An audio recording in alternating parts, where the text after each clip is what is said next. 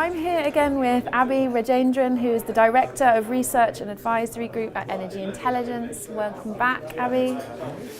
So we're going to talk a bit about Downstream today. There's a lot of focus around oil and gas, and I just wondered what some of the key things to keep in mind are on the Downstream side. I mean, Downstream is obviously critical. We focus a lot on the supply side of oil, but focusing on the key demand factors is really important too.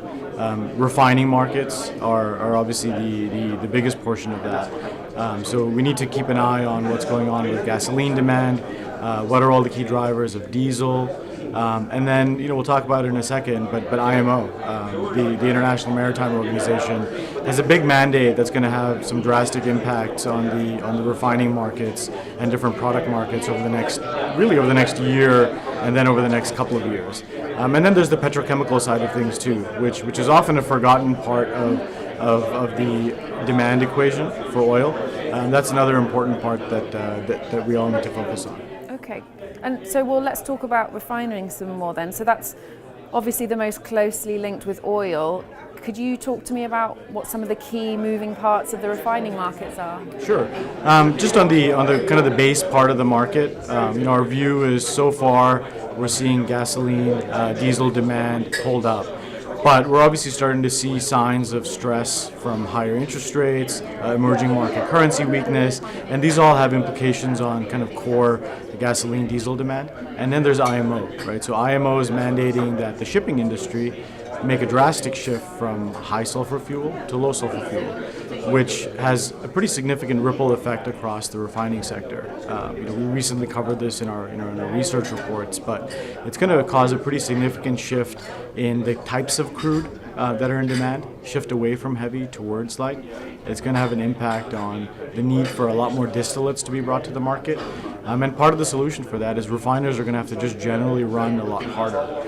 So we can actually create new demand for oil over the next 1 to 2 years. So IMO is something that the market is watching really closely.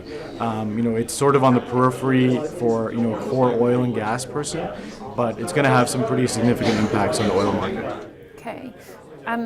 So the EIA has been raising awareness about petrochemicals. I'd like to ask you what some of the key considerations are from that market too. Sure. It's great that the IEA put out this large report on petrochemicals. They've identified this as the blind spot in the oil market.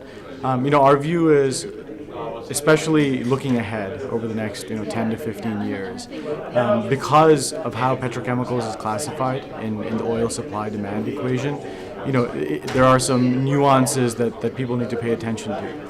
So the significant amount of growth to come from petrochemicals is actually not going to come from oil-based derivatives. It's going to come from gas-based derivatives, which, because they're liquids, they get put in the ledger for oil supply and oil demand. So that's a critical nuance to factor in. The IEA is quite positive on long-term demand from petrochemicals, but a significant portion of that demand actually comes from gas.